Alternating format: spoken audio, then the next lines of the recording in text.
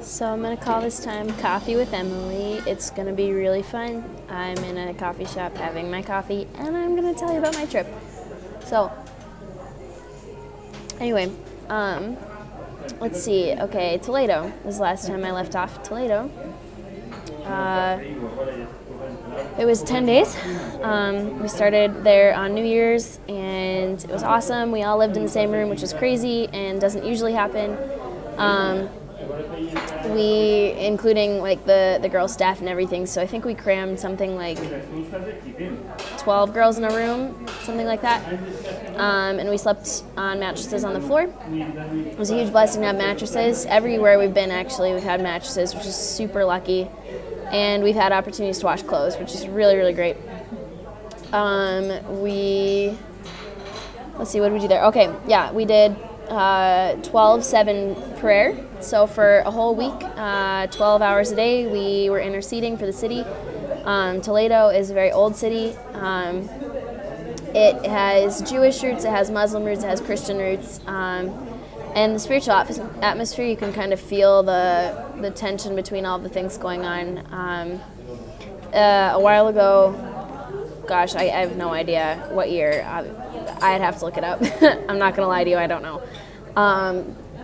But the Jews were kicked out of Spain, essentially, and they had to go to Portugal. And so Toledo used to be this huge Jewish city, still has many, many Jewish symbols on things, names for things, etc. And they had to pack up their stuff and go down the river to Portugal. So a river runs through it. And so it's beautiful there, though. It's a very old city. They have a lot of antique buildings, a lot of castles, museums, things like that. I put up a picture of me in a castle or something like that. I forget. But yeah, it was really great. It was good. It was a good time for discipline for me in my personal life with God, in like prayer and stuff. Sorry if you can't hear. I'm in a cafe. I'm trying to be as loud as possible. But I was there one night because we all would take shifts. So like for an hour a day, 2 hours a day. Usually it would end up being like 2 or 3 hours that you'd end up staying in the prayer room that day, while your team would go do evangelism or other things. And we would end up there by ourselves sometimes even. And so there was one night I was there by myself. And I was just really frustrated. I was like, God, give me a prophetic word. Give me something just like super holy.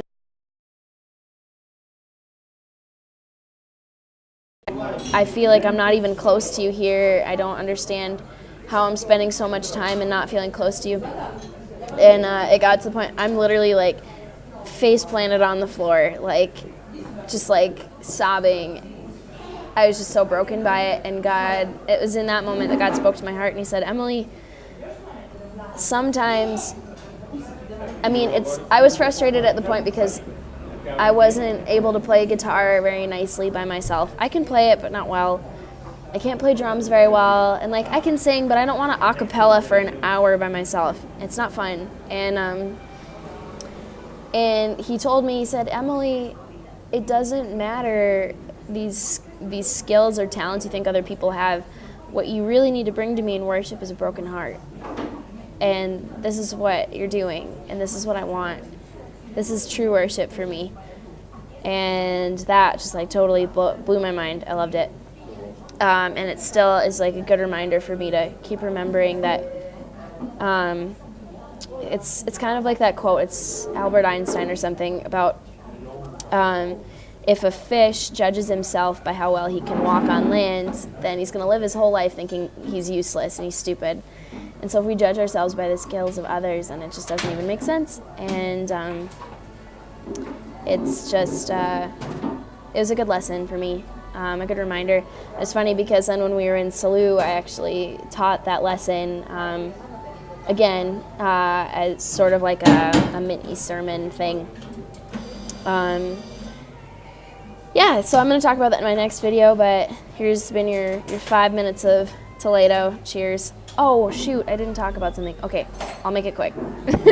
Okay, at first I made a real video of everything that I thought I had to say, and it was 23 minutes nonstop talking. And so I'm trying to break this into chunks of like 5 minutes, 6 minutes, hopefully, of your day to listen to each one, each week story, so that you don't have to listen to the whole thing. Okay, so when we were in Toledo, we were doing like a scavenger hunt sort of thing, and I mean, we do surveys a lot with people just to open up a conversation, start talking. And I'm really grateful for one of my friends who came with me, because we were walking and I was so distracted by like, okay, gotta get this many surveys in, gotta like talk to this many people, gotta get this many phone contacts, gotta like relate to the people here. And I saw this woman on the street, and she caught my eye for a second, but I was so distracted that I just didn't even think. And Haiti, my friend from Finland, who I'll put a video up of later, she's hilarious. She told me, she's like, no, we need to stop for this woman. And this woman on the street, I mean, my Spanish just drives me crazy sometimes, because there's so much more I want to say that I can't. But I mean, I can converse fairly well, and so I was talking to this woman and just finding out her life story, telling her a little about ours. We blessed her a lot with basically what was left of my money at the time. We prayed over her. We healed her of a headache. She had a really bad headache, just like sick feeling all day, and we prayed and we healed, and it was sweet. Holy Spirit, love it. It was really weird too, because when I was praying for her, it's the first time the Holy Spirit has spoken to me in Spanish. Usually I get prophetic words or visions in my own language, English, and it was the first time I've ever gotten anything in Spanish. And it was the word oro, which means gold. And God, I was like, what? Like, God, do you want me to tell this woman I don't even know about gold? Like, what? She's a beggar on the street. I don't know what she wants. What? Like, and he told me, no, Emily, she has a heart of gold, and yes, she's hurting a lot right now, but I see her heart, and I made it, and I know what it's made out of, and this is what it is, and her future is going to be walking on streets paved with gold. And I was like, wow, cool. So I shared it with her, and it touched her heart a lot. And we went back to visit her again, actually. Her name is Elena, if you want to pray for her. Okay, that was my story about Toledo. I'm going to turn off the video now.